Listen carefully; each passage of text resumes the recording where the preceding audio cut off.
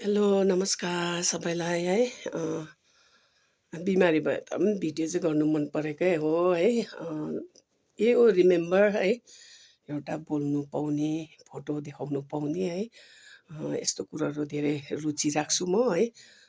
आज चाहिँ मैले किन भिडियो गरेँ भन्दा चाहिँ हाम्रो पनि दसैँ लाग्यो लोसुङ है। लोसुङ लाग्यो तर अब के हो भन्दा त एकदमै लसुङमा त अब सबैजना खुसी हुन्छ होइन। दसैँ भन्ने साथ अब एकदमै सानोमा हामीले भन्थ्यो नि त नयाँ लुगा लाउनु पाउने, खानु पाउने। तर योपालिको लसुङमा चाहिँ मलाई अलिकति तितोपना लाग्यो किनकि हामी 3 जना थियौँ, आमा, छोराछोरी है।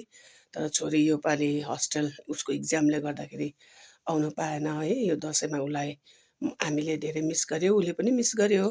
अनि छोरी हुँदा त धेरै हात बढाइदिन्थ्यो, हेल्प गरिदिन्थ्यो होइन। तर योपालि चाहिँ अब छैन, म आफैले गर्नुपर्यो। अनि सिम्पल टाइपले मैले छसेम पनि सजाएँ है। अन्त यही चाहिँ तपाईँहरूलाई सेयर गर्नु चाहन्छु है। अनि एकजना पनि मेम्बर कम्ती छ भने चाहिँ ल्याभिसली खानु पाए पनि नमिठो लाग्दो रहेछ क्या अब। त्यसले गर्दा चाहिँ अब रियली मिस गरेँ मेरो छोरीलाई है। अनि मेरो बितेर गएका फ्यामिलीलाई पनि मिस गरेको छु है। अनि जति पनि छसेमको कामहरू गर्छु त्यति बेला मिस गर्छु नै अभियसली है। तर पनि अब यो कुरा चाहिँ तपाईँहरूलाई सेयर गरेको छु है।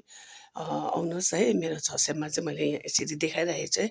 मेरो छसेम चाहिँ एकदमै सिम्पल छ है। यस्तो प्रकारले सजाएको छु। सधैँ त यो फबिनाम्सहरू चाहिँ गुम्बामा बेच्थेँ र ठुल्ठुलो रेडिमेड म किन्थेँ है। तर योपालि चाहिँ म आफैले बनाएँ है। तर एकदमै सानो मसिनो भयो। अनि एकदमै खाली टाइपको अब एकदम कम्ती चढाएको जस्तो लागिरहेछ आफूलाई फिल क्या अब। तर पनि अब कम्ती चढाए तापनि भगवानको घर हो, सिम्पल सजाएको छु है। अनि यस्तै छ मेरो छसेममा है। यस प्रकारले नै राखेको छु है। ऊ पर देख्नुहुँदैछ, त्यो ऊ पर चाहिँ गहुँजौ जुन चाहिँ मैले खदाले बानेको छु गहुँजौ। अनि यतापट्टि पनि मैले गहुँजौ राखेको छु है। अब हाम्रो नेपाली दसैँमा जमरा राखेको जस्तै है।